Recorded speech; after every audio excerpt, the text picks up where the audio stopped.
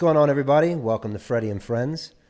Today, I got my friend, doctor, entrepreneur, Dr. Alexander Rizk. What's going on, Freddy? What's up, my man? Yeah, good to be here, man. How you doing? Yeah, good. Looking sharp. Thank you. You got a nice tan? Yeah. This morning, just got a little sun, What were you doing?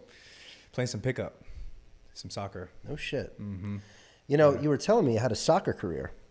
Yeah. But what happened there?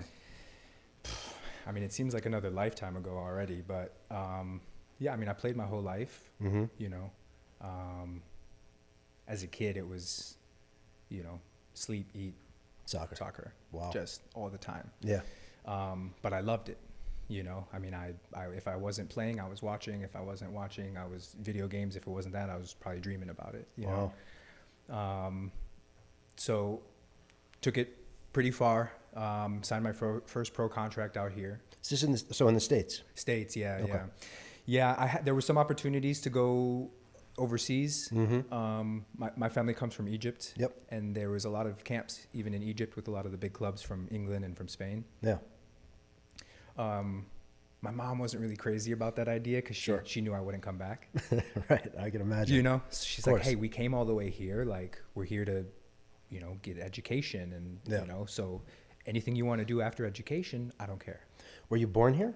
First one born here. First one born here. Yeah, it's kind of split. We had a couple cousins born over there. Cool. Migration, Yep. And then rest of us born over here. Nice. So, and that's kind of how she was brought up over here as well. Like, we came to America, you get, good government job, Yep. 401k, retirement, Sounds fun. It sounds fun, right? Yeah. So I understood where it was coming from. And some of that story that's a little unrelated is, my dad left when I was young. So we were also single mothers. So she was like, look, we just don't make it any harder on me, Yeah. So Yeah. So I did what I had to do here. Yep. A lot of different types of politics. When it comes down to the youth game, I think what a lot of people don't realize is not all the time, but a lot of what measures up to that success is the availability of the parents. Absolutely. Being able to drive the distance to the right types of clubs, Sure. right programs, whatever they might be. Mm-hmm. Single mother. Yeah. So I really had to make do with what I had. Yeah. Wasn't always able to play on the best clubs. Yeah. Didn't know anything about the recruiting process for college. Yeah. Was just playing anywhere I could. Yeah. In the beginning, I wasn't even planning on going to college. People asked me what you want to do with life, and I was like, I want to play. I want to play soccer. Mm-hmm. Yeah. So we grew up in the Midwest in Chicago. Oh wow, I didn't know that. My grandfather was the first one to come out here to set everything up. Okay. And he was coming here to LA. Yeah. He had a brother who moved here before him, and he was in the Midwest in Sure. Chicago. So he made his layover there, right? Never finished the second half of the trip, found a job, found a house, how that goes. Yeah. We come around and we're like, what are we doing in the cold? I was going to say, what were you doing in the winter soccer-wise? Nothing, right? I mean, indoor. Yeah, playing in the living room. Yeah, I mean, pretty much. Just kicking the shit out of the furniture. Yeah, exactly. Yeah. Yeah. I got to buy mom a new plant. I mean, I actually rebuilt our shed in the backyard because I had damaged it so Sure. much, Right. So yeah, it was a little bizarre. We were, stuck out like a sore thumb. Yeah. Sure. Hard to integrate with some things. So we heard the whole story when we were pretty young about, what our family was like over there and how we came over here, and that, our grandfather was actually heading for LA. So I was young and impressionable and was like, cool, Los Angeles as soon as possible. Hollywood, baby. Gotta go. Graduated high school. A week later, packed a car, drove out here. No shit. Swear. Wow. My brother and my older cousin, who kind of stepped in to help raise me, Yeah. they had moved out here maybe like a year or two before that. Mm-hmm. So there was kind of a little footing on the ground, not really. They're both in the industry, and they were starting their own production company at the time, and just, fake it till you make it kind of thing, right? Yeah, sure. So I called my cousin and I was like, hey man, when you finish with this shoot, can you fly out here, drive with me back out west? He's like, you just pulling it? I'm like, yeah. I don't know what it's going to look like, but we're just going to do it. Love it. That same cousin and another one of my cousins who was finishing law school at the time were calling into like LA Galaxy or other teams around trying to figure out when the trials were and what was happening. Okay. I got this kid, he should come out. And So you were good. Yeah, you're pretty good. Yeah. Because you were already had your eyes set on it. Exactly. You knew that. It was a situation where it was like, okay, you're reaching this endpoint where I'm not in a position to get recruited by colleges. Right. I haven't done enough camps and profiles and videos and all of that stuff. Right. I'm going to have to backdoor it. I'm going to have to backdoor it and just let my game Backdoor speak for man, itself. baby. Yeah. Nothing wrong with that. So they were out on a trip shooting. Phone rang, picked it up, and it was somebody from the club. Cool. And they were asking for my cousin. So I had to like act like I'm him. Yeah. Okay, make sure he comes to our open trials next week. And I'm like, okay. I'll be there. That was it. Went No to shit. the open trials, Wow. integrated into preseason. Yeah. And everything was going great. Was going on a run one day. I used to live in like Mar Vista area, National Sawtelle. Was going on a run one day passing Santa Monica airports. It was always a good group of guys that would play there. And so I saw some of them. I was like, oh, I'll just, Let me just get wasn't in. supposed to. Yeah. I'll just hop in real quick. What's 30 minutes touching the ball, right? Yeah. Go up for a corner kick, ball is aerial. I feel this guy's knee drive into my back, and I feel a pop, and my legs swing out in front of me, and I come right back down and hyperextend over his leg and pop, pop, pop again. Damn. And anxiety's rushing through me. And Yeah. I stood up. I had so much adrenaline that I couldn't tell what happened. Yeah, sure. I was like, I'm just gonna go home right now. It wasn't until the next morning I woke up and I couldn't move. Couldn't even move. I couldn't even get out of bed, and I panicked. Oh, sure. I panicked. I called my brother, my cousin first, because I was like, should I call 911? Like, what do I do here? Yeah. Yeah. Eventually I called a friend who lived nearby. He brought me into the hospital. It was chaos. Had some fractures to the low back, some discs that were being pushed on, nerves, all that kind of stuff. My legs were going in and out of numbness. Fuck. I was in extreme pain. And I was like, but I didn't want to start taking a ton of medication and masking it, because I was like, but I want to know what's going on here. Yeah. Fast forward a bit, talking to all these different surgeons, a couple of them were like, if this was anywhere left or right, even a millimeter, we wouldn't be talking. I would just be putting you into the OR. One of those, yeah. Yeah. And I was 18 at the time. Okay. And I was still stuck into this like, oh shit, team's pissed at me right Yeah, now. Coaches yeah. are pissed. I got to get back. Yeah. Yeah. They're like, sure, you can deal with our team care, but this is on you. Yeah. Right. I was still integrating into the team at the time. Sure. So I'm making my rounds. I'm trying to see who I can find that can kind of give me a little bit of hope, just something that isn't going under the knife. Yeah. I didn't know much about the body or anatomy at that time, so I just thought, okay, back surgery. What if you sneeze during surgery and I come out paralyzed? Like, that's where my mindset was at. I was like, there's just got to be another way. Found one surgeon who was like, you could do this without surgery. I don't know how you're going to do it. I don't know what it would look like. I don't know the length of time, and I don't know if you'll experience a full recovery. Okay. I was like, okay, but there's a chance. He was like, there is a chance. Yeah. Cool. That's all I needed. So I took that, kind of assessed my situation. Galaxy wasn't happening anymore. They were kind of off doing their own thing. Right. So I decided to do two things. I knew I needed to have a plan B. Sure. Right. So I actually transferred and played with Detroit City FC for a season. Signed contract with them. Got back up and running. Yeah, I got myself back up and running a little bit. Okay. I was able to pass medical. Yeah. Which, Yeah. but it was the most miserable year of my life. I slept on the floor for a year, army crawled every morning to a bathtub, putting ice in it, trying to just numb myself to stand up, stretch. Wow. I felt like crap after every single game. Sure. I was alone. I isolated myself a lot. I didn't go out. I wasn't really social. I went out sometimes with the teammates and to events, but other than that, I was always like, no, I'm going home. And I'm sure your playing suffered. Suffered. Yeah. I couldn't even recognize my game anymore. Wow. So it was tough. It was like, I don't want to do something that I can't do to my best ability. That brings me that same joy. That's right. So I had to come to acceptance with it. It was actually on a plane ride home from a match we had up in Canada. And we were supposed to go to London the next week for another game. And I just had something hit me on that plane ride home, and I broke down.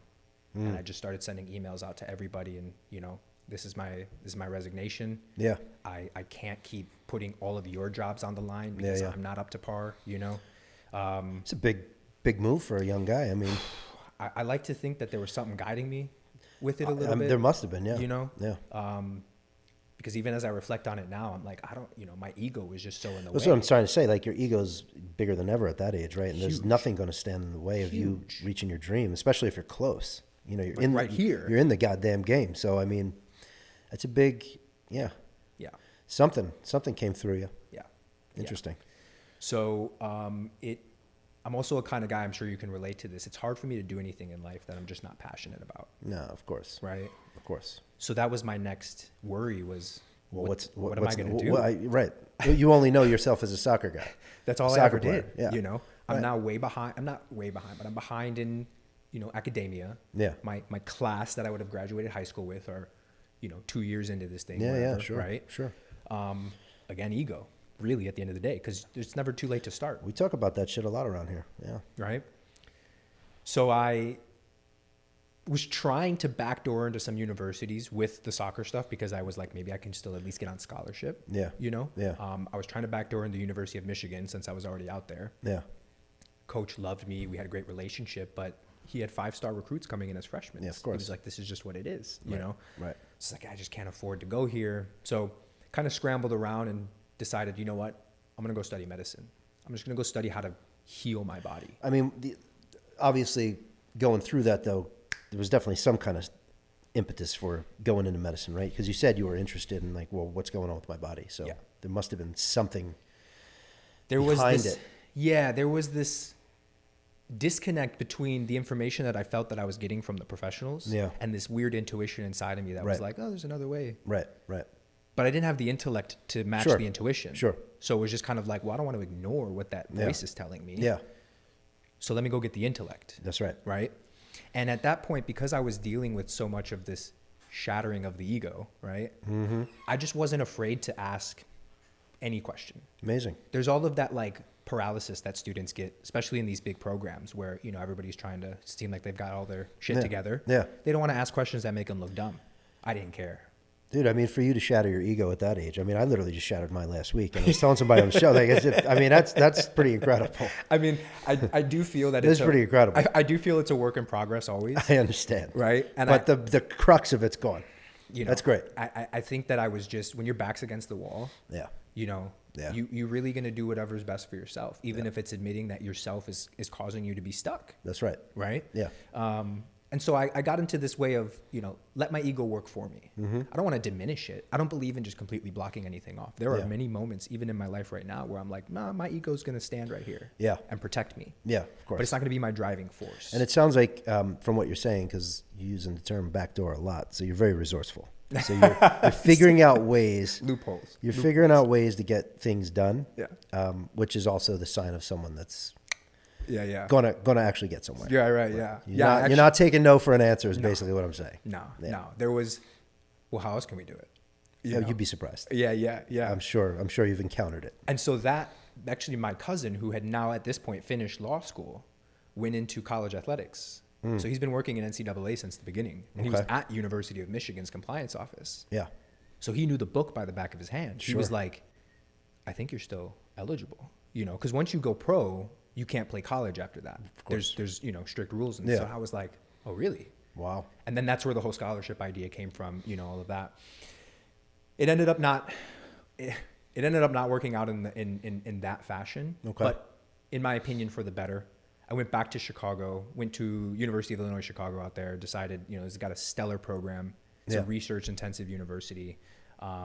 It's where I need to be if I'm going to put my focus into this and not still be kind of split, with the scholarship. I'd still have to show up to practices and trainings and team meetings and videos and, Right. While I may not be a starter and that wasn't my plan and I was really, using it for academia, I still have to be a student athlete. Of course. And that I don't think would have allowed me to get past what I was going through from For the sure. emotional side, from the ego side. No doubt. No doubt.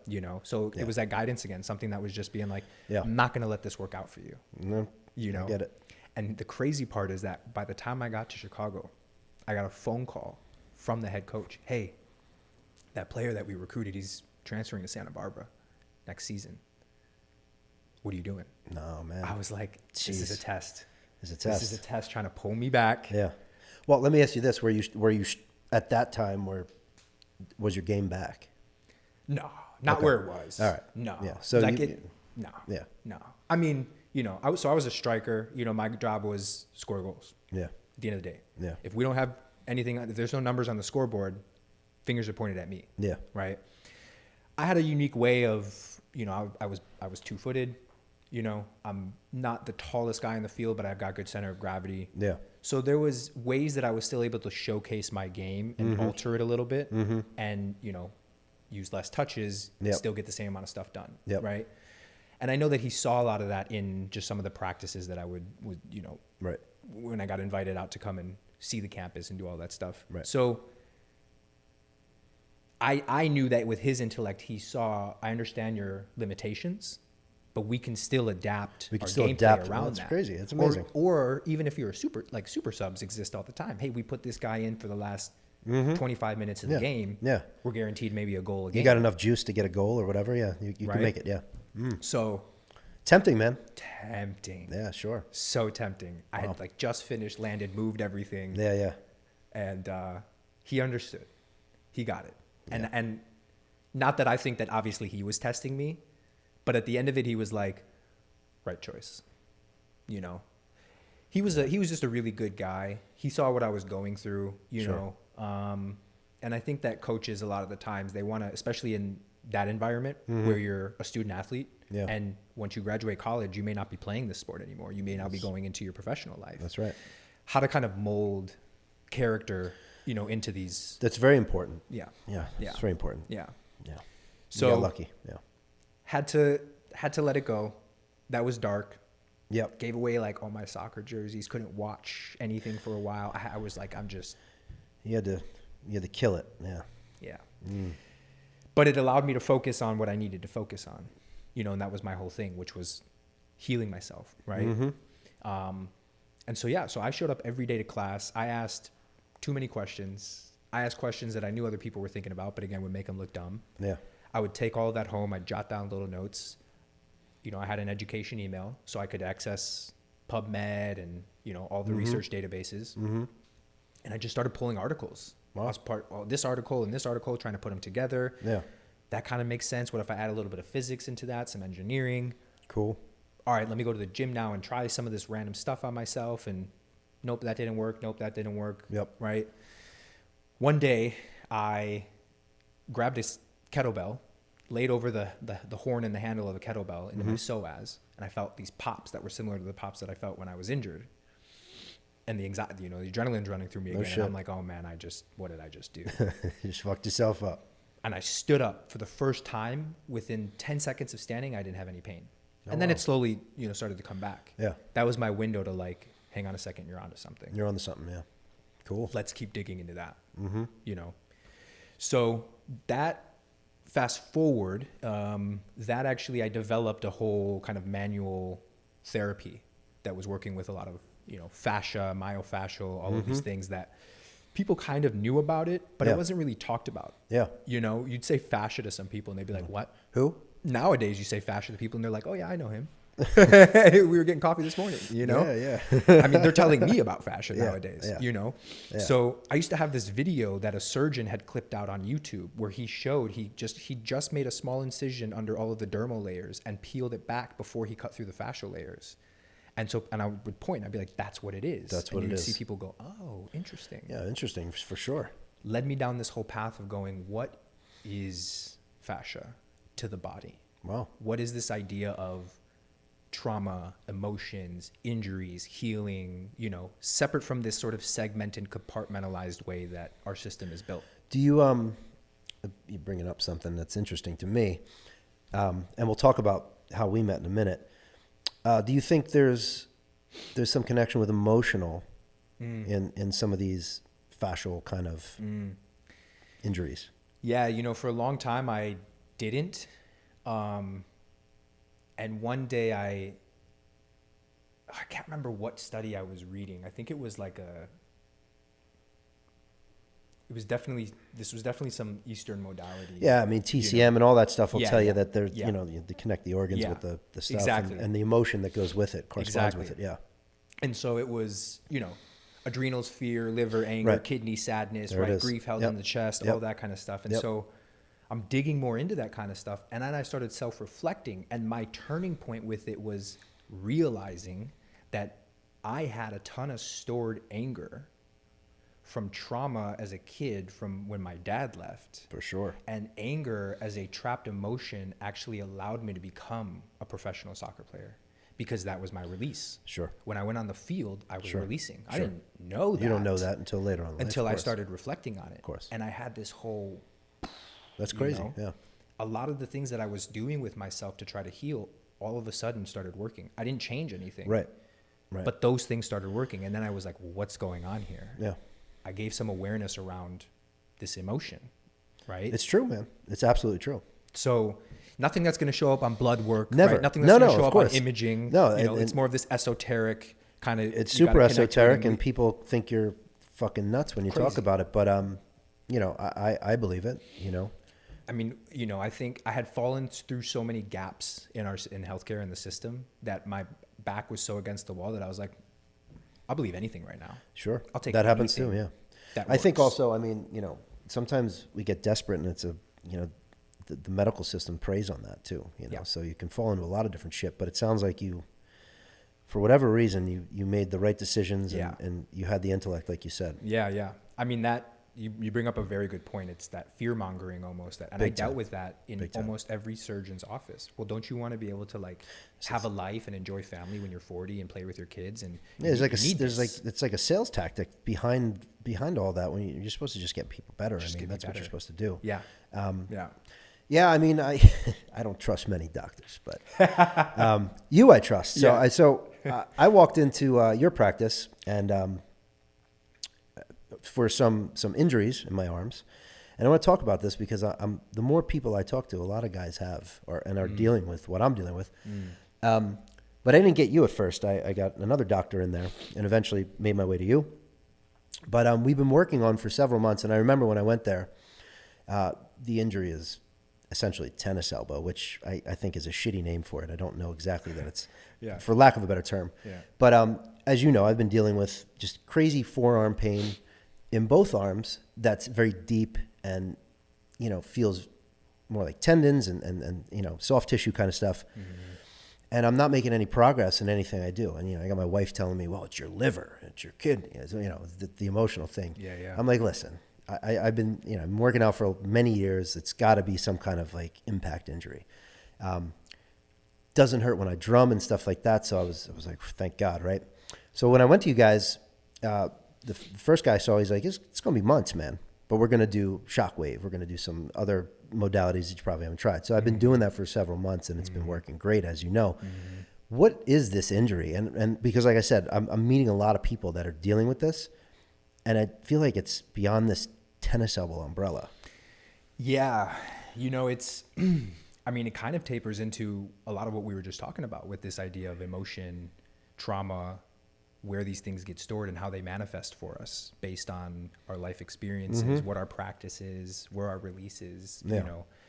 Not that our stories have to be exactly the same, but for you, drumming may be what soccer was for me, as an example, right? Sure. And we often, when we're in that, you know, like the flow state, right? Like Kobe used to call it. Yeah. You're in the flow state. I'm not even thinking about what I'm No, doing. you I'm don't just think about doing anything. it. Yeah, you just do. To me, when you're in a flow state, for lack of better terms, your energy is within your fascia at that point. It's this internal intellect that just knows this is what we're going to do. And so we're going to perform. And, you know, you finish the show, let's say, and then you like come back It's to pretty it, interesting. right?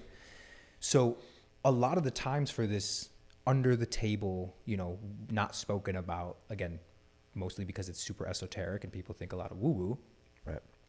how this stuff starts manifesting as physical injuries that are plaguing us, that are like, I've done every protocol for what you would do for something like tennis elbow. Right. And I'm not getting better. Right. And I'm not even exacerbating it anymore. It's not Well, like I'm that's just the not thing, yeah. listening. Stop doing this, stop doing that. I did all that. Right. And I've been working on that. Right. That's, you know, not really healing. Yep. Because look, a typical injury, right? You lay off it, whatever kind of motion's causing it, you lay off, Yep. it gets better. Yep. You know, so long as you're not an idiot. Yep. This thing doesn't get better. Yep. I mean, it is getting better, Yep. but it doesn't want to get better. Yep. Yep. It doesn't respond well to not doing anything. Yep. Yep. Yep. You know? Well, you know, because we lack in some of the clinical research behind some of this stuff, it's still very anecdotal just in our day and age. Sure. You know, I think hopefully as we move on and it becomes more accepting and, you know, Western medicine, as we want to call it, or allopathic medicine is willing to integrate more with these, you know, other I think it ideas has to of at some this is how point. I the mean, body allopathic works. medicine is not, you know? not doing well. Exactly. In terms of like, people are getting smarter. Right. I mean, it's doing well financially, but there's a whole group of people like ourselves that are just like, Right. you know, Right. don't need a pill for that. Yeah. And I mean, it's, you know, it's a sick care model that needs to be ran like a healthcare model. Absolutely. Right. And so I think people get caught in, I mean, we were just talking about ego, and you were saying, you know, I just shattered part of my ego last week. Right. Right. When I look at emotion in the body, I always used to write this on a whiteboard, especially in the clinics that I had. I would put emotion, below it I would put E equals motion. Mm-hmm. And I would say that E stands for energy, right? Energy and motion. We don't get almost anything done in this life being stagnant. No, not at all. Everything requires some type of movement. Something. And with movement, we get resistance, right? If we start looking inwards at what is that resistance and where would I measure that and how is that showing up for me? And I'm looking at that as energy in motion, right? Or stored emotions, right? A lot of the times in cases that I've seen where you're saying like, I've tried everything. I've been to every doctor. I've done all the modalities, right? Maybe a little bit of relief here and there, but it's not solving my issue for me. Right. Let's talk about something that maybe you don't want to talk about that's maybe going to get a little uncomfortable, right? And I'm not a therapist, right? I'm not a licensed therapist. I don't cross over into those lines. I also don't cross over into what I call like the metaphysical line. But you try to tease it out a little bit because it's going to make your job a lot easier. Right? You know, to me, it's about gaining rapport and trust with the patient, right? Sure. If I've got the trust there, beyond confidentiality, like, oh, hey, don't let this get out of the room. Well, no, that's written, of course. Of course. I'm talking more of, you might say something that might invoke an emotion in you, and I might see that emotion. Mm-hmm. That's okay. Yeah. It's a safe space. Yeah. You want to cry right now? Cry right now. You want to get angry right now? Yeah. Get angry right now. Yeah. Right? In the past with patients, when I've created that space, the things that would happen sometimes on the table or in treatment, I wouldn't even be able to give reasoning for, oh, well, that's because this is attached to that. I get it. Yeah. Sometimes I would sit back and be like, whoa. Yeah. Full-blown exorcisms that people vomiting off the table, that, you know. That shit happens, yeah. It happens. I've had one. No, I'm serious. So here's just to pose a question back to you that I'm interested in, because from the practitioner side of it, what I've always noticed, going back into this internal intellect within the fascia, right? After this, we'll call it an episode, whatever, right? Yeah. Giving them some time to kind of come back to, and, you know, okay, I'm better. Yeah. They've always been able to tell me and explain to me what happened, not the other way around, right? Because it was inside of them. Mm. And now they've released it, and they've had this, oh my God, you know what that was? No, I don't. What's going on? Yeah, right. I had this thing happen to me when I was a kid. I had this, you know, relationship. I had, you know, something with my, and then all of it, and the way that they're speaking to that trauma is secure, safe. You can tell that they're not trying to flight from it. Mm-hmm. And it's their first time speaking to the trauma in this new kind of, I shed these layers, right? I'm a little bit bare and vulnerable, but I'm in this safe space. Yeah. You know, I'm not sure if you're familiar with something called neuro-linguistic programming, NLP. Yeah. I've heard of it. Right. So that type of talk, I like to call it like procabulary. Right. The type of talk that we have on ourselves will impact the body. 100%. And when you're starting to talk about something that's really deep-seated like this trauma, but you've just kind of shedded the emotion, the closure of that is almost giving all of this dialogue to what just happened. And then you have some of the physical stuff that's happening in the moment to help push it out, essentially, move it along, wherever it's got to go. Mm-hmm. It's a powerful combination. And like you said, it's pretty esoteric, right? Most people, you know, I don't think most people have, from your end, right, like don't have the gift where they can merge those two things. Like, you know, they don't have the wherewithal, or they don't believe strongly enough in that kind of, that almost hocus pocusy shit, right? Yeah. They don't have, they don't think of it like that. Yeah. I mean, they have the talent, right? You know, with their hands or whatever. Right. But that's a unique combination that you have to get people to do that on a table. I had, you know, I've done a lot of shit. Yeah. Right? We don't have to get into that, but, you know, when we're talking about moving energy and moving emotions, and like I said, I've tried many things. One that had me bawling, like had a really crazy release. And again, I can't stress enough, I've done a lot, was a tapping session with just some random tapper. And, you know, and I had done tapping before with people. And, man, I'm not going to get into it, but it was heavy. Yeah. It was really heavy. And, you know, and that wasn't too long ago, but that just reinforced our point that shit's possible and that does exist. And I'm not sure exactly, you know, what it released at the end of the day, but it's something happened. And I've had a few of those, and to combine that with some sort of physical modality and then, you know, some kind of healing shit after that is very powerful if you can get it right. But I think there's a lot of people out there that they're just going to take advantage of you. Say that they could do this, say that you could do that. You know, the reviews are good. A lot of people are all fluff, right? And then the consumer, they don't know any better, and they think it's a, you know, an amazing experience, and they just keep perpetuating a, you know, a thief. I mean, it happens all the time. You know, and it's unfortunate because you're dealing with probably one of, if not the most vulnerable aspects to being a human being. Big time. Which is your health. Big time. You know? Yeah. And I think for me, the relation comes, you know, when a patient is presenting with pain and what they're going through, I can relate to them, not because I'm trying to downplay what they're dealing with, because I'm like, I was on the other side of this. Yeah. You know, the only reason I'm standing here in front of you today is because my goal was to start bridging these gaps that I fell through within our system that I don't want other people to fall into. Yeah. And if I can help at least just one person, I've done it, you know, and then I restart. If I can just help one person again, I've done it. And then you restart. Know? I mean, that's the whole thing. One person at a time, you know, one person at a time. And helping people, by the way, going back to the whole salesman, thief, helping people sometimes isn't that I'm the one to help you. You're going to help yourself. But I can also set you in the right direction. Push that, that allows you to eventually start helping yourself. That's right. Right. If all you have is a hammer, everything looks like a nail. But if I start helping you with education and we're learning your body together, now you're starting to develop a tool belt. You got a screwdriver and a wrench and you know. So you're like, oh, I think I probably need this. Yeah. Done. Back. Yeah. I tell patients all the time, what if I disappear? Yeah. How am I doing you a service by making you rely on me for your health? Right. Ultimately, everyone can heal themselves at the end of the day for, you know, pretty much almost anything. Yeah. And it's strong people like yourself, good people that can just, you know, help them with that. It's guidance. It's just straight up guidance. Guidance. And if you could say just one word that connects, right, you've done your job. And I think that's great. You know, patients come in and they want to dump all this stuff on you, and I go, but this is 50-50. Yeah. Sometimes it'll be 60-40. You might need a little pick-me-up, and I'm here for that. Yeah. But I'm not going to just hold your hand the whole time. Yeah. I'm going to put it back on you as well. For sure. And if you don't see the benefit right now, you'll see it eventually. You know, some patients came back to me years later. Oh my God, I just had the realization this happened. You were right, and I can't believe I didn't listen to you. And I go, no. It wasn't about me being right. Yeah. It wasn't about you listening. It was that you just weren't ready to receive that. It just wasn't the time. You weren't receiving at the time. That's all it is. I'm so glad that you found it now. 100%. And if I can be of any other service to you, let me know. So now that we're on the topic, right?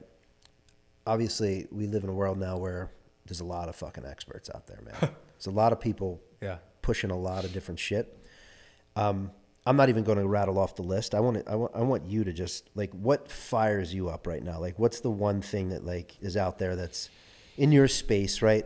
That's just, you know, that this is like just a. That's a good question. You can, like, see as my mind is running, you know, like boiling. You can take a minute. Because there's a lot. There's probably a lot that pisses you off. There is. No, but like, what's like burning you up, man? Like, what bullshit out there is like really? Yeah. No. This is it is a lot. I could go off in so many different directions. Sometimes that's a good thing. Sometimes it's a bad thing, right? In this industry, every industry, but, you know, in the healthcare industry, these topics, not fads, but these topics, everything cycles every 6 to 10 years. Absolutely. Right. And sometimes it's always the going thing, but the niches within whatever the going thing is, whether it's weight loss or whatever else, still will come and peak and trough. Right. Yeah. Right now, one of the things, I mean, the whole weight loss industry and all these GLP-1s and stuff like that is just whatever. It is what it is. I've almost given up my battle with medical weight loss. No need to talk about that. That's just a mess. It's like, oh my goodness. And now, I mean, I had 3 patients last week ask me about microdosing GLP-1, and I was like, for who? And they're like, oh, for me. And I was like, but 10 minutes ago, you were just telling me how you need to start eating more because you need to put on weight. It's wild. Why are you, what do you, Wild. oh, I don't know. Cause I heard it on this, whatever podcast. Yeah, it's crazy. It's crazy, right? I'm like, but you're not even thinking for yourself now. You're just following it doesn't even make sense. 1 + 1 has to equal 2. No, this is nuts. You know? So you are in LA, yeah, though. yeah. You remember you are in LA. I know. I mean, I know. I always take a deep breath and I go, okay, we'll work together here. Yeah, Jesus. I would say probably the one thing that really kills me is this whole idea of longevity, of anti-aging. Okay. And what that means, right? And how, you know, even experts in the industry take advantage of the vulnerability of, I've got the secret sauce. We've got the new, you know, secret that nobody's known about. Yeah. No, you don't. Yeah, there's no way. You're not going to invent something that, you know, hasn't been known or been around, or, you know, NAD is a great example. The amount of times I get asked about NAD, NAD, man. it just kills me, because they're like, it's this new thing. I'm like, no, it's not. It's not new. You have it in your body. Body makes it. It's exactly. It's an enzyme in your body. And I'll just explain it to them. I'll go, look, imagine NAD as your post office service, right? Or a courier of any kind, okay? When you're young, you've got FedEx 2-day shipping all the time. And as you age, you start to get USPS. You're back to the postal service. You know? Yeah, you snail mail. Postal, yeah. It's just what happens. That's it. When you go get a drip, Right. you got a free pass into next day shipping again. But then after a while, USPS is going to be like, hey, this is our job. We're going to take this back over from you now. And then you go, Mailman's back, yeah. I need another drip. And you know, NAD is dangerous too. People can get, I mean, it's pretty dangerous. If you go too hard on a drip, you're signing some shit over when you get an NAD drip. Yeah, that's a perfect example. Yeah. So easiest things about longevity is realizing all the things that we already have here on our planet that give to us as human beings, right? Yeah. Going for walks, 100%. being in the sunlight, our Thank you. dietary habits, you know, drinking water, quality water, right? Yeah. Exercise. And when I say exercise, you know, people always just group that into, you know, well, if it's not high intensity interval training and I'm not crawling out and, you know, dead, then I didn't actually exercise. Everybody's, let's just say, like, gyms are set up still for bodybuilders too. Like, everybody's just like doing like high intensity shit. Like, they don't need to be doing that. Nope. Like, you know, if you want to do that, great. But like, everybody thinks they need to do all this shit that everybody else is saying. Yeah. It's actually, that's literally one of the gaps in the market that when I've consulted with gyms or big box chain gyms, I'm like, redefine the gym market. Tell your consumers that are coming in here that you're starting to train for longevity. Yeah. Not to just, you know, bulk up and look like this. And I mean, there's gyms for that. And of course. You know what I mean? Like, it's like Equinox tries to like bridge that gap, right? Right. That's why I don't go there anymore. But you know what I mean? It's I get it, but not everything is for everyone. It's not. So one of the most consistent, long-standing, clinically researched, decade after decade, well, let's just call them keys to longevity and anti-aging, is lean skeletal muscle mass. 100%. Right? You need some of that shit. I go and I ask people all the time, I go, what are muscles? And they'll be like, what are you talking about? And I go, well, what is your liver? And they'll go, oh, it's an organ. I'll go, okay, cool. So it belongs to the organ system. Heart is part of your cardio system, your vascular system, right? Liver's got spleen and pancreas and other things that work with it. But what are your muscles? What system do they belong to? And you just see them just puzzling it. And I go, it's an endocrine, right? And endocrine in the body, things that are part of the endocrine system deal with our hormones, 100%. right? Muscles secrete something called myokines. And myokines, right, they are regulators for, let's talk about metabolism. That's right. And people go, well, you know, I used to be skinny and I used to be, I'm like, look, what do you think metabolism is? Really, it's a relationship of blood sugar and insulin in the body that just can regulate easier, you know, right? But really metabolism is just chemical reactions happening in the body. Exactly. If I told somebody that the best pill out there that could help them to lose weight, feel younger, look better, and have this whole idea of, hey, I'm in my 60s and my 70s and I'm still able to do things activity-wise that I did in my 40s and 50s, was building skeletal muscle mass, they'd be like, nah, it's too simple. No, there's just no way, you know? Of course. And then they're going to go down the rabbit hole of everything else and drips and you know, GLP-1s and all this. And, that's right. But they can't sustain it. No. And then they fall off, and then in 5 years, they're down in the rabbit hole again. Yeah. So this, to me, the real, root of what longevity is and what anti-aging is first a sustainability factor, 100%. right? What can you do sustainably? Consistently every day. Right. Another thing that's coming, I gave a keynote on this 13 years ago now, 14 years ago about blue zones. And I'm hearing about them all again, What do they all have in common? They're all walking. Walking, not dictated by time. Yep. The stress is down. Yeah. Not living to work, working to live. Yep. Being in community. Yeah. Eating dinner with community, eating meals with community, not isolating yourself, right? Yeah. And everybody kind of understands. Usually, for the most part, the Mediterranean diet has been consistently superior to others, which helps with what? Sustainability. It's 100% true. Right. Yeah. So there's no. These blue zone populations are ancient. Ancient. I don't think any of them are on NAD drips. I don't They think any of definitely them don't are fuck with NAD. microdosing. They're not fucking with NAD in Sardinia, dude. Yeah. It's not an option. They might sprinkle it on like the salmon for lunch or something. They're eating like fish that, and walking up steps and just chilling out, by the water. Look, you said it. Sun, sleep, walking, movement, and solid quality food. I mean, but quality. Quite a few of those are hard for people. Food is the toughest because getting quality food is nearly impossible. So that is one that, I don't know really what to tell people, especially people that can't afford to get quality food. Exactly.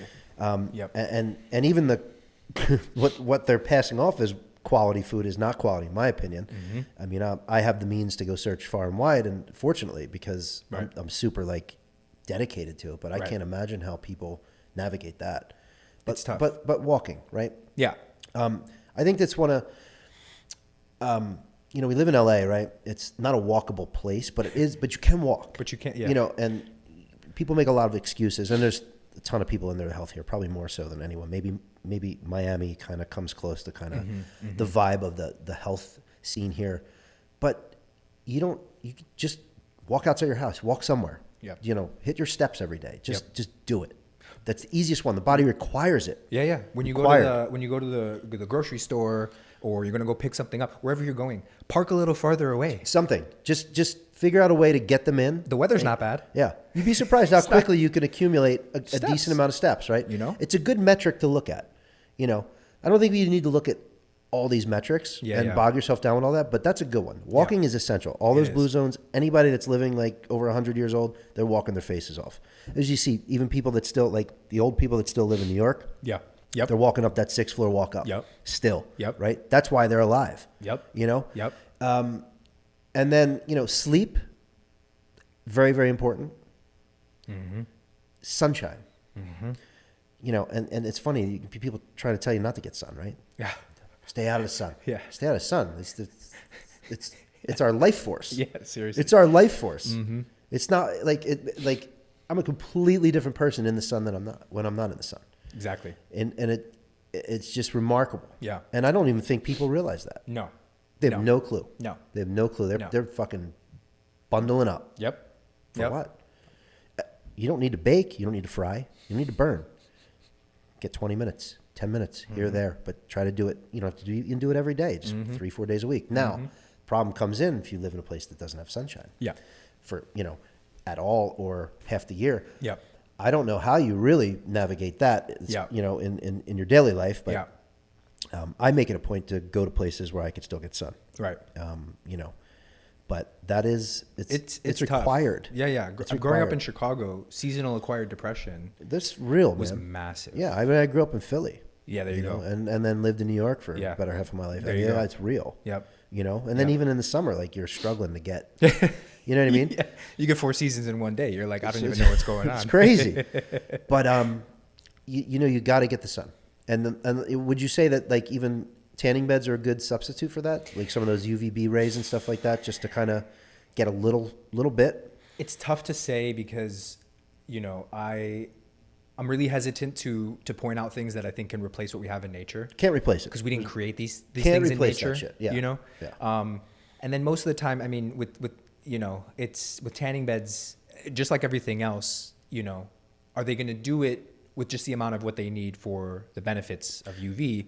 Right. Are they going to sit there and get tan and or look they're good just for going a to singe tan? their Yeah. You know, their asses. Yeah. they're not going to go in there and nobody's even offering tanning bed services for 10, 15 minutes, you know? I know. So it's, you know, it's like, yeah, I get it. You know, maybe save up all of those sessions and then book a vacation of somewhere with sun, you know, And you get 1 week of feeling great.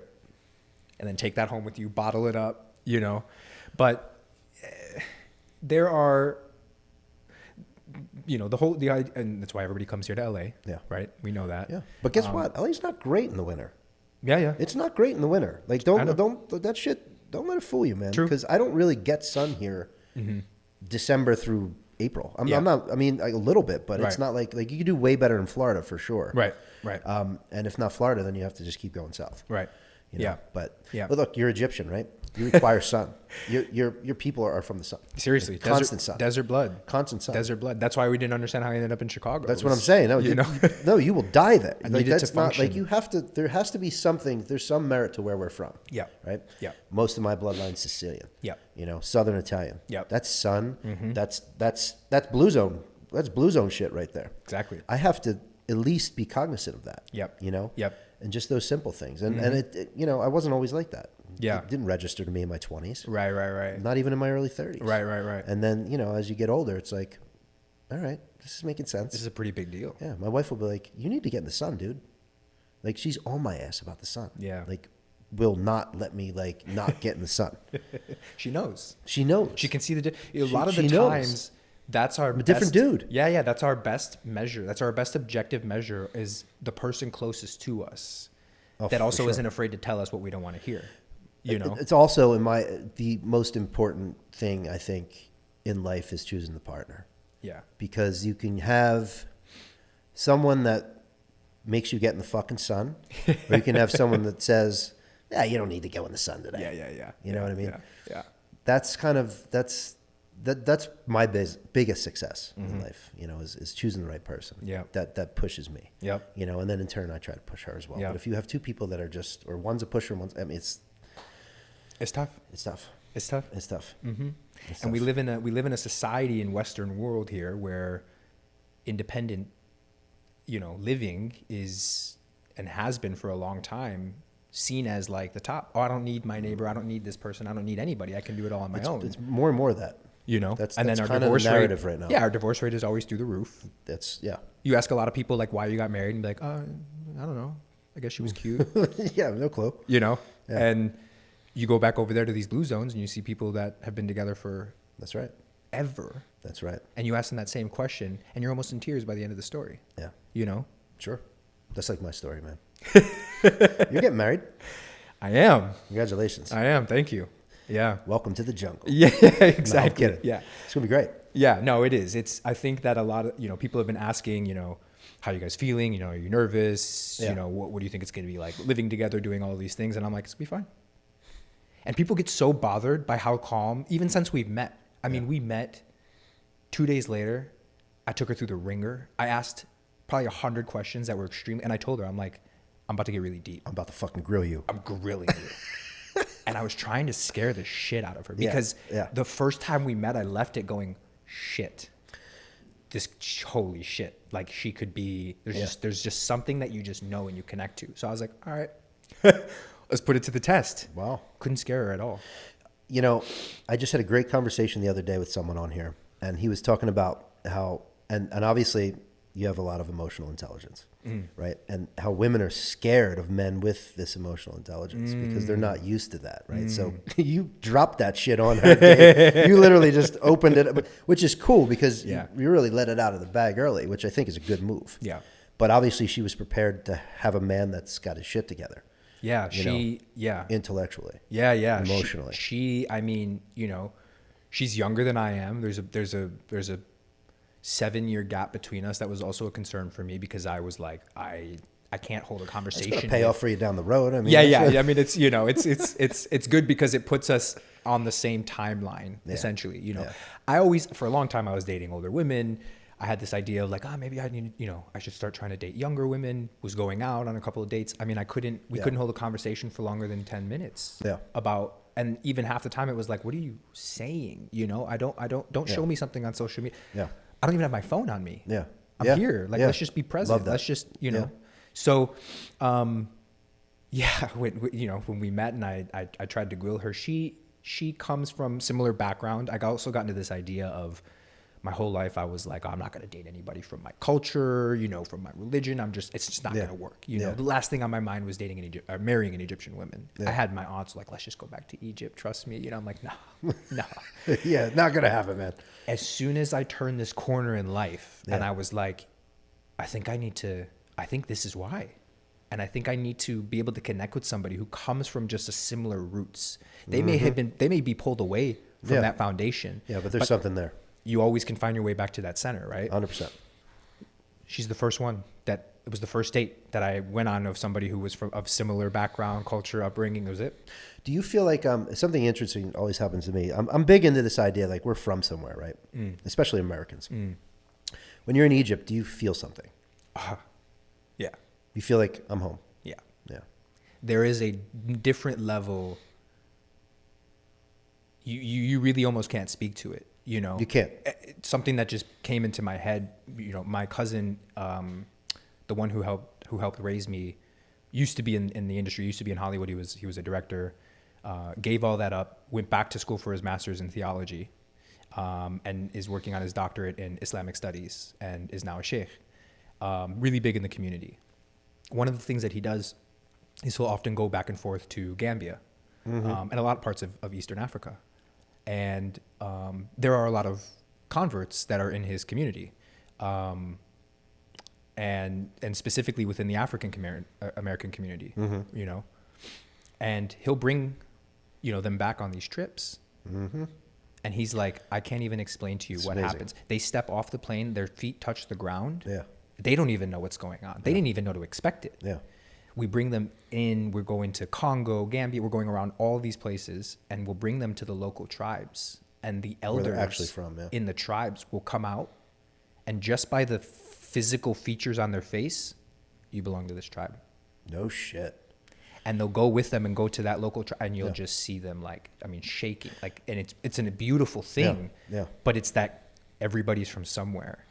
And if you can connect to, you know, where you're originally from, and again, that population was kind of ripped from homeland. I was going to say, you're ripped from your homeland. you drop somewhere else, and then, and then also, unfortunately, they don't always have an opportunity to do something like that, to experience that. Yep, it's big. It's massive. Yeah. So, yeah, I mean, absolutely. Every you know, and I haven't been able to go back to Egypt in a long time, so I'm excited to go back for obviously the wedding and to see family. Yeah. But selfishly, I'm like, I want to put my feet in the sand. You know? Yeah,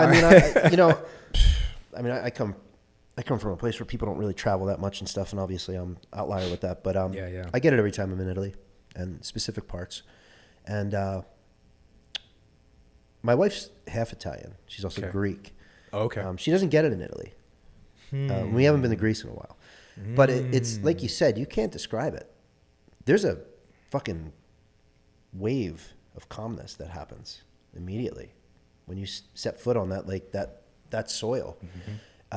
It's really, really interesting. And I think everyone should experience that, you know, figure out where you're from and go step foot there at least once in a lifetime. All these snips that everybody's getting to 23andMe that, you know, and I'm like, look, they're going to do whatever they want with your DNA, but that information that you get, go explore, see where you're from. Who gives a shit what they do with that? What are you going to do with who cares? Right? What are you going to do? What are you going to sell now? What are you going to sell somebody from Freddy's DNA? You're going to end up going to Italy and you're going to see another Freddy walking. Right. I mean, it's like, who cares? Who cares? Yeah. But, you know, even before I had that, I knew where I was from. But that's I don't think people talk about that a lot. No. You know, I think that's really important. Go put your feet in that soil. Yeah. And see if you feel something. Yeah. And maybe you will, maybe you won't. But most people I talk to, there's something there. That's why I asked you, and I knew exactly what you would say. Yeah. And not for nothing. I mean, Egypt is a fucking majestic, magical, enchanting place. So if you're not feeling something there, you're doomed, dude. Something's wrong. Yeah, something's wrong, man. You ain't from there. Yeah. I mean, it's, you know, it's actually funny you even mention it, because it's one of the things that I will talk about with my soon-to-be wife. Is, you know, she's again firstborn here. Her dad's from Bahrain.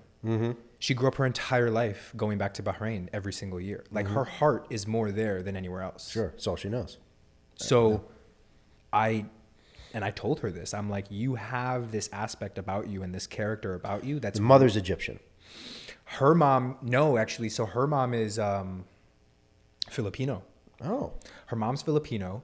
She doesn't really know her mom's side of the family. Her mom, keeps in touch with like her mom, which is her grandmother, her brother, a couple others. But other than that, she's like. So when you were saying culturally, you're just Arabic in general, you're saying?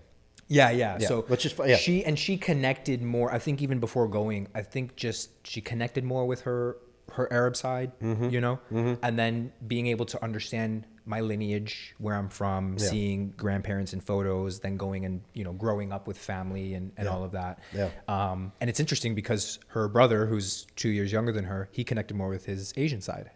Interesting. And I asked her about that, and I'm like, growing up, she hung out with Arab girls and. He hung out with Asian guys and he only dates Asian women and, Can I just somehow connected. Yeah. Doesn't know, similarly to her, much of that family. They've never been, put their feet in Philippines and, able to explore. But every time he goes on a trip by himself or with a friend, he's going to an Asian country. Interesting. He just got back from Japan. He was in Korea. Yeah. But still not the Philippines, though. Huh? Still no Philippines. Still no Philippines. So you guys got to go out there. Yeah. You guys got to go. You got to do that. Look, this is an exercise in health. I mean, this is 100%. this is required reading, man. This is 100%. This is something serious. Yeah, that's super cool. Yeah, and again, we talk about it. It's a privilege to have, right? We focus that there are some communities and populations that don't have the same privileges to be able to do so. It fucking sucks. But there are things that can happen in your life where when somebody goes, "How did this happen?" and you go, "Can't explain it." Kind of like what I was talking about before, that guidance. I think even if you're in a situation, and I'm speaking from not being in that situation, but if you're in a situation where you don't have as much luxuries or privileges in life, but you still have this mindset and this idea of, I'm still working towards this no matter what. Yeah. Right. I have an optimistic view. I'm not going to be a pessimist. I smile to everybody that I see every day. I say hi to my neighbors. I help anytime anybody asks for help. Say hi to your neighbors, huh? I wish you were my neighbor. I just moved into a new place. Yeah. And you think they'd fucking come out and say hello? Nothing. But this is not the first time this has happened. Oh man, I'm so big. Like This doesn't happen. I'll stare at people when we're walking just to wait till they make eye contact with me and go, "Hi." I'll make them so uncomfortable. Good for you. Because it's like, I'm not stopping you and like going to talk to you for 5-10 minutes. I'm just saying hi. It's just an exchange. But like back in the day, it's like bake you a cake and shit. If you moved in a neighborhood, like you'd be, welcome to the neighborhood. Welcome to the hood. Good to meet you. Like, that shit's not real. No. Anymore. No. I mean, I'm very old school. No, I'm same. Apparently. Same. No, same. And I've noticed that like there are pockets in LA where you still kind of get that. And then I realize most of the people that are in those pockets are from the old school. So they just keep shepherding in that vibe. My neighbors are like one's in his 60s. Yeah. I love every day. I'll come. He'll just be sitting out on the steps. Cool. He'll be doing Tai Chi in the front yard. Just, random stuff. He's like an old LA yogi, you know? Cool. How's the family doing? How's the, I could see that kind of guy actually making an effort. But most of these people just, aren't you curious? But we talked about community before, right? And the whole idea of one of the things in the blue zones is even just community. You go, when you are in Italy, for an example, you stop at a gelato shop. It's common practice to stay in that shop and finish the gelato while you're talking to the server. Of course. Here, they'd be like, what are you still doing here? Did I forget something in your order? Like, go, you don't walk around eating food over there because you're doing that. You finish that up. You just do that. That's it. And then you go do something else. And then you go do the other thing. And that's that sympathetic nervous system again, right? Yeah. Just like, I'm telling you. I'm telling you. So it's insane. Yeah. We as a society, and with the way that we utilize technology, people, AI is shepherding in, and people are always saying like, what's your problem with AI? And I don't ever have a problem with anything. Yeah. My issue is the way that we're not, living our lives in this focused forward community 100%. building. 100%. So technology isn't being utilized as a tool. No. We're letting it take over our lives 100%. and dictate what it is that we need to do. I think it will because we're just slaves to it. I was talking to a patient yesterday she's older, and her husband have traveled the world, and she was like, I remember being on a cruise and going to Europe in 96 and then doing the same one in 09. She goes, both of those trips, I left my phone at home. Yeah. I was like, oh, you have yours? Oh, okay, great, cool. Yeah. She goes, now I wouldn't even walk out to the front yard of my house without having my phone in my hand. That's craziness. I know. We have this, like, we don't even recognize it. It's anxiety. You know, if you, It's bad. I challenge It's so people, bad. spend an hour without your phone, see if you can do it.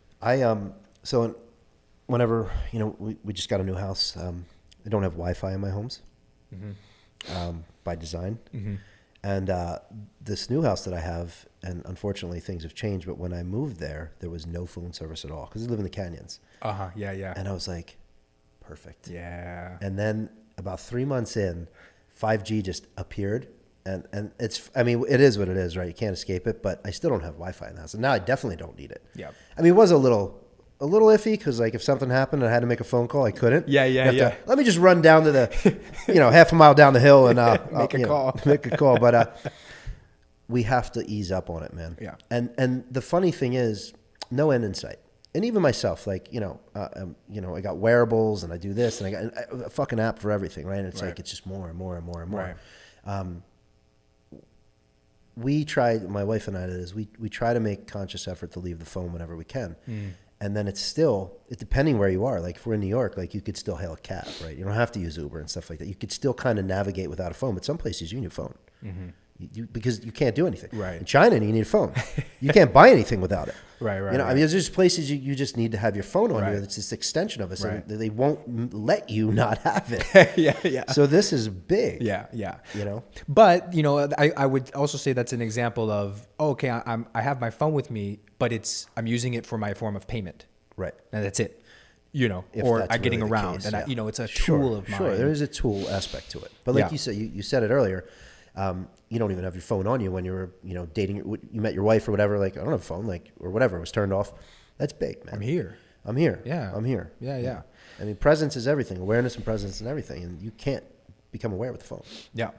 It was one of the first topics was like, do you have social media? And I was like, no. And she was like, yeah, you're pretty, this is going to work. Pretty dead on social media. Yeah. You don't do shit. That's great. I've always been Congratulations. that way. I think it's great. I don't know. I mean, my feet, I have family that they're like, you don't even follow me back. And I'm like, it took a while to get a follow from you. Yeah. I'm like, it has nothing to do with anything. It's that I utilize this as another tool. The few moments that I'm going to be on social and I'm scrolling, I'm following pages that might be informational for my industry or things that I need to keep up with. Right. That's how I want to use this. Right. I got 2, 3, 4, 5 minutes here that I'm scrolling. Find those say things 5 that minutes piss is you probably off. a half hour. Yeah, Of course. Exactly. It just gets me charged. And I'm oh, great. Yeah. Done. I don't need to see like, oh, you had a coffee this morning and now you're taking a shit. It's unbelievable. I just like when we catch up at the end of the week on our like coffee, we need something to talk about. Yeah.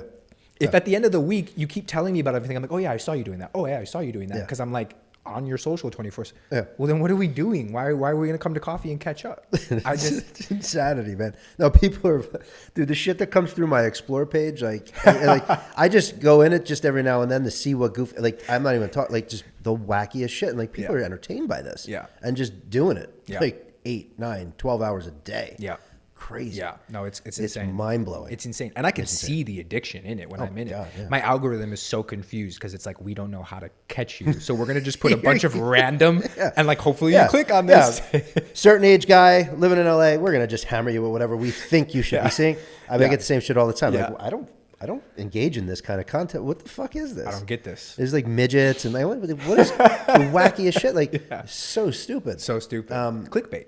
It's insanity. Just clickbait. No, it's right. It's insanity. We live in a jacked up world, man. I know. And thank God there's guys like you that are trying to help people as best you can. Yeah. You're up against it. Yeah, You're really up against a lot of walls. Yeah. I when I switched my idea of what I'm going to do in this life and realized that I'm not an athlete, I'm not going to be a professional soccer player. I'm okay with that, right? Yeah. I knew early on, for whatever reason, that the goal here is not to change the system. It's not going to happen. You're not going to go up against healthcare and be like, oh, we're going to change it. Good luck. But what I can do is offer an alternative route that is complementary here and collaborative. This idea of business and these, well, that's a competitor business. I'm like, well, my businesses that I set up now are all collaborative businesses. Nice. If Big Pharma wants to call me on the phone, I'll take the call. Absolutely. I'll talk about medications all day. Because there's a time and a place, and I'm totally okay with it. That's right.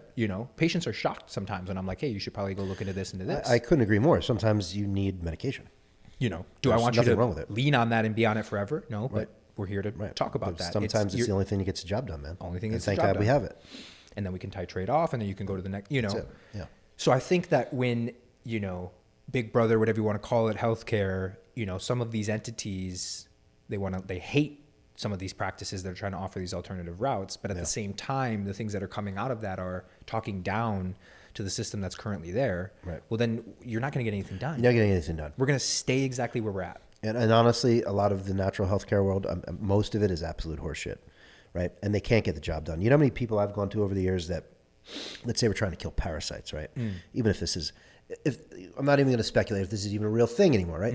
But trying to kill parasites, you go to the natural guy. Well, he's not a doctor. So he can't prescribe you the thing that actually fucking kills it, which is an antibiotic or some kind of antifungal, whatever it is. So he puts you on oregano and dandelion, whatever, right? All this shit and all these powders, and you're eating this shit for months, and you ain't killing the parasites. When all he needs, and then so I called one guy out on it. I was like, listen, what would you really do for this? He's like, well, I was like, would you use X antibiotic to kill this? He's like, absolutely. I was like, so why aren't we? He's like, because I can't prescribe. That pissed me off. Yeah. And that made me think about all this natural healthcare shit. Yeah. Right. And and then I'm like, it's not that I'm leaning allopathic, but it's, you can't prescribe something that somebody needs, and then you're walking them down this road of bullshit stuff. Yep. Yep. People are it's just going down the toilet. Yep. And God knows if it's messing up your system. You just don't know. You just don't know. You just don't know. How are they tracking? What's their data? What's their measurements? Are they starting with blood work? Are they ending with blood work? You just don't know. Yeah. So that kind of scared me, and that made me realize there's a lot of shit out there. There's a lot of shit out there. And there's a lot of unnecessary, just taking their money, keep coming back, take this supplement because this is what I got, and it's just a lot of bullshit. Yeah. And that is a problem too. I tell patients to be, and it's funny because this is, I guess, a double-edged sword, but I always tell patients to be wary if somebody gets to a point where all of a sudden they're starting to recommend a ton of specific products, or, I've created this because I've noticed this. Yeah, they're monetizing, But I say it's a double-edged sword because a lot of what I used to do, especially in my first practice, we had the rights to this urine and saliva analysis, right? It was testing about 16 different key biomarkers, right? And what I did was I also had a lab in Huntington Beach where we were compounding. And so what I did was we over time accumulated data from the test and started to create our own supplements, nutraceuticals, in-house. Yeah. To match these biomarkers, right, with enough clinical data to go, you're going to take this protocol, it'll be 90 days, it tapers off, and then you're off of it, right? Yeah. And sometimes patients would ask, they'd be like, well, hang on a second. So you're doing the test and I'm taking your supplements. Sure. Well, how do I know if this is actually working? And I'm like, well, I'm glad you asked, right? Because I say, look, if you get in a car accident and the airbags don't deploy, the manufacturer of the car doesn't put the airbags in. It's a third-party company. So if the airbags don't deploy, who are you going after? Who are you going to blame? Right. What I'm doing for you in this situation is giving you a single point of accountability. So if something is not working, you can blame me. Yeah. Because I'm the one giving you the test. I'm giving you the test, and I'm giving you the solution. Yeah. Right. And the remedy, yeah. So, but I'm very open with that dialogue from the beginning. Yes. Because I know you should be skeptical if somebody's pushing all of their products on you all of a sudden. Well, is this just a monetary thing for you? How am I going to actually get better? Sure. Right. But, again, and it goes back to community on our side of it for healthcare. Healthcare needs community. I can't be the one to do everything for every patient. But if I have a network of other colleagues that are in that, and let's just say this natural guy needed to send you to somebody who could prescribe you an antibiotic. That's all you have to do. That's all you have to do. That's all you have to do. Don't give me the bullshit. Just tell me what I got to really do. They're so afraid of you leaving and never coming back. There, you said it. It's just not going to be, they'll be here if they need to be here. You just said it. Exactly. You can probably help me with something else, but that shit, you just lost me.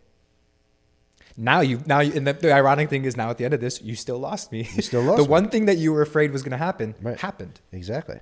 And I would just preface it like, listen, I can't prescribe meds, and sometimes I think meds are necessary. So in that situation, I'm going to tell you, go get somebody to get you this, and I'll help you with this. That's all you'd have to say. Exactly. It's that fucking simple. Exactly. All you got to do. Exactly.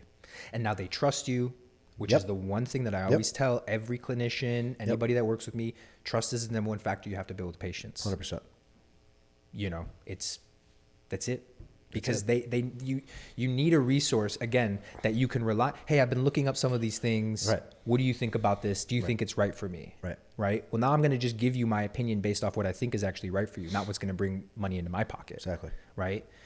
That's where, the first clinic I had was zero marketing, never spent any money on ad spend. Yeah. There wasn't any SEO push or optimization. One guy with a shoulder problem knows 5 other guys with a shoulder problem. Of course he does. But he's not going to tell those other guys about this place Right. unless he's like, yo, trust me, this is the spot. Unless the shoulder gets fixed. Yeah, right. And that's what the word comes in. Trust me, this is the spot to go. Yeah. Trust. Yeah. So they come in super skeptical. I don't even know why I'm here. So-and-so told me to come here. I trust them with my life. So if they're telling me to come here, something's going on. I agree.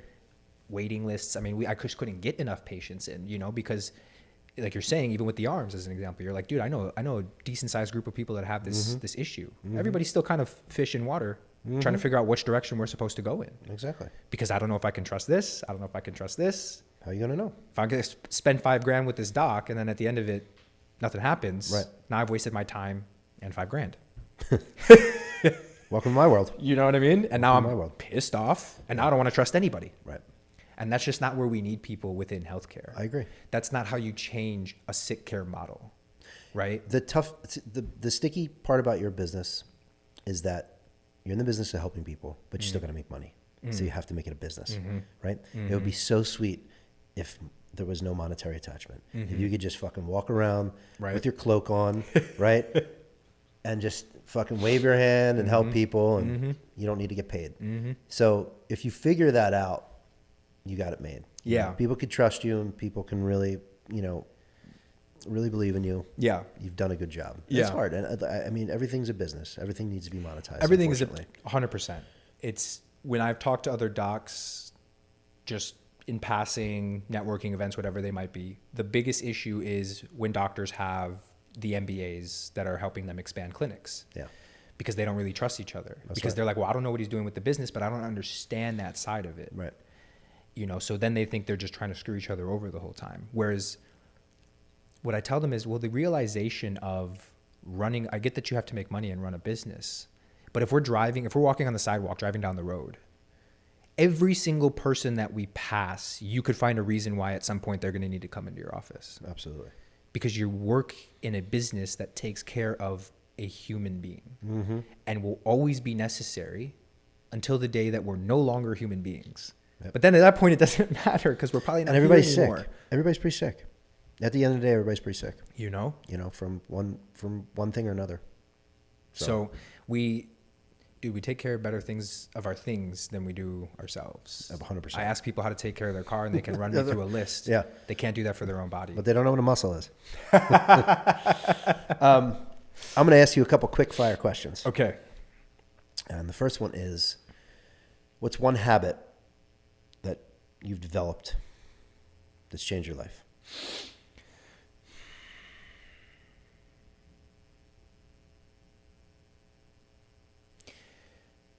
That's a very good question. I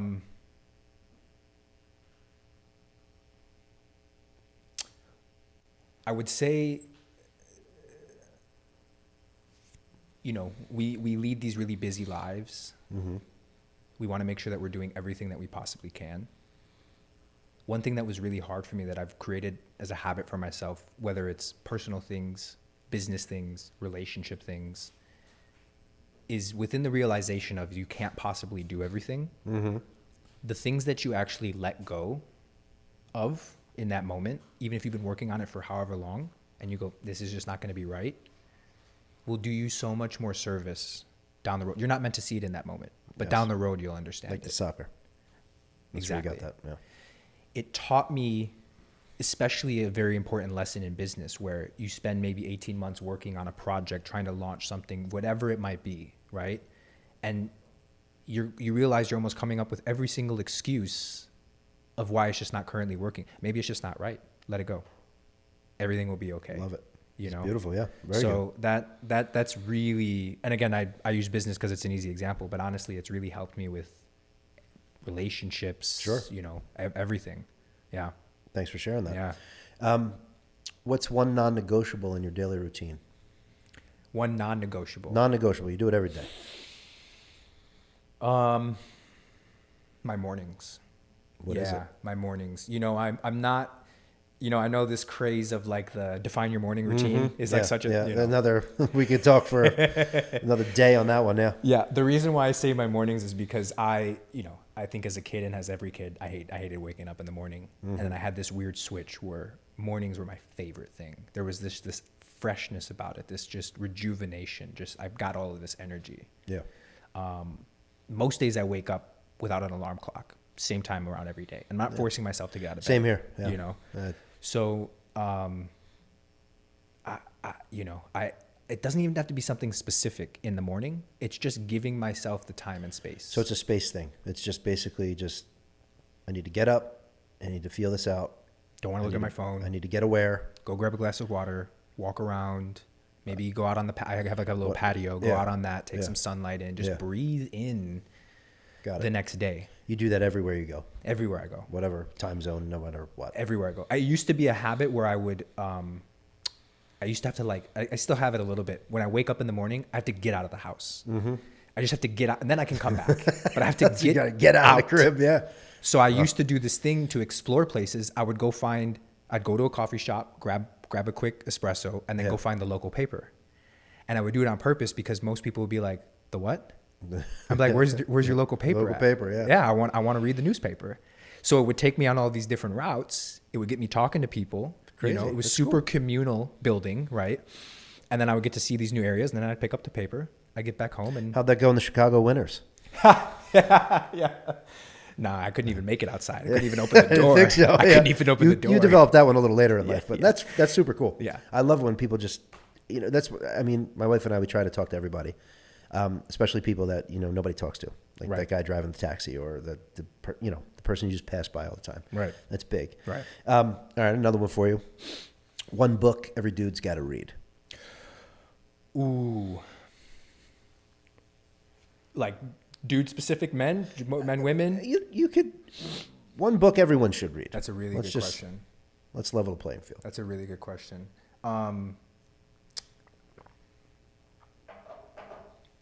There's just the concept of it, I really believe in. I haven't had a chance to get around to it, and it was actually recommended to me from another patient of mine. This is a book you haven't read. No, that doesn't count.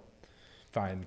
You can tell me though. I'm interested, but we need one that you've read. One that I've read that I think people should read because it applies to a lot in life, and I do a lot of these things of how business can apply to our life. Is called Loon Shoots or Loon Shots. Loon Shots. Loon Shots by Safi Bakal. Okay. Yeah, loon. It's a term that he drummed up that kind of represents the moon. Like the crazy guys, like the crazy people. Oh, loony. The ones that exactly, Okay. exactly. Crazy. Yeah. The Richard Bransons of the world. They're like, hey, I'm gonna drop out and then start a company, and it's all based on adventure. Mm-hmm. So if it doesn't bring me excitement, we're just not doing it as a company. Got it. And he's traveled around. A lot of it is like excerpts from interviews that he's done. It's his experience within it. And he's kind of showcasing this idea of why is anything ever so serious at the end of the day? You beats me. Right? So beats me, man. It's, to me, that's a really good, again, because we live in this constant society of do more. I'm not doing enough. I'm sitting on social media watching everybody else do more than me. Right. Those people are posting on social media to make it seem like they're doing more than you. Yeah. It's this constant cycle. Why is everything ever so serious? You think that dude that's 100 years old in Sardinia smoking a cigarette and drinking a fucking coffee? Smoking a cigarette is the best part of it too, right? Like 8 o'clock at night, like gives a shit about what's going on? That's all it is. I love it. And most of the time, once you're like out there and you're traveling, you're like, wait a minute. Why am I so attached to all this stuff? Why do I care so much? Why is it so serious for me? Loon Shoots. Loon Shots. Loon Shots. Loon Shots. Okay. Yeah. One more for you. What do you think it means to be a good man in today's world? Oh man, yeah, that's because you're going to be answering this a lot, and right. You're about to embark on your. It's a loaded unity. question. Yeah, it's a good question, and I think for us where we're blending in cultures, as a first gen immigrant, right? Mm-hmm. There's a lot to be able to speak to of what this idea of man is. And to be honest with you, it's interesting for me because there's the first gen immigrant side, there's the blend of cultures, and I grew up without a father. Mm-hmm. So I've had this interesting view of you know, what fatherhood should be, but not really knowing it from the lens of having been guided by a father, but wanting to know that I want to raise kids of my own one day and be that guiding light for them, you know? And so I think, I think being a good man in today's world is not being afraid. I think one of the first things is not being afraid to tap into that feminine side. You know, You need it. people are very afraid to even talk, think, hear any of that, That's that emotional intelligence stuff, man. That's You know? that side. right? It allows you to be a better man, believe it or not. Of course, I You, believe you that. don't always need the overcompensating masculinity. Right. It needs to be there. Yeah. I do believe that we're designed to be protectors. You know, we were the hunters and the gatherers back in the day. You know, women bear, there's a reason why women bear the children and we don't, 100%. right? That's I think that men need purpose, for sure. which I think is super important. I Yep. think that you need to, it isn't a competition of who makes more money. It's just having a purpose. You don't need to define what that purpose Sure. is, right? You got to clear that noise, but you just have to have a purpose. Yeah. Exactly. Yeah. Exactly. Absolutely.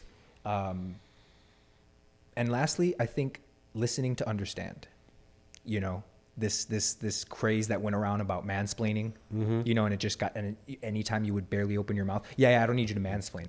Be like, well, I'm not, I just want to help you. Yeah. But I understand why you're very triggered by men just constantly talking over you or saying, or, you know, right? Jeez. This idea of just take a second, listen to understand, break it down, open it up. If we're talking about something with a partner, you want to up-level your partner no matter what. You want your partner to tell you to get out in the sun, you know? Right. So it's reflecting, as a man, you're going to be reflecting that same energy back That's right. to them. That's right. And sometimes that's just shutting up and listening to what they have to say, you know, because women are very intelligent, Highly. you know, and Highly. men, we want to walk around and act like we got it all and we know it all and we run this world. Right. We're not doing that good of a job. We're doing a pretty shitty job. Yeah. We're not doing that good of a job. So I think the hallmark signs of really being a good man is having all of the aspects that make you a man. Yep. And that's totally fine. Yep. But shepherd in the things that also allow you to express that femininity side. Listen, understand. Embark on that emotional intelligence. I think that's a really well-rounded and complete man, and I think we need more of that in society, especially in Western culture, you know? I think it's a damn good answer, man.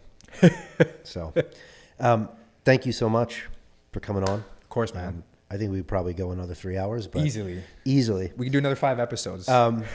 we'll bring you back. Yeah, I appreciate it.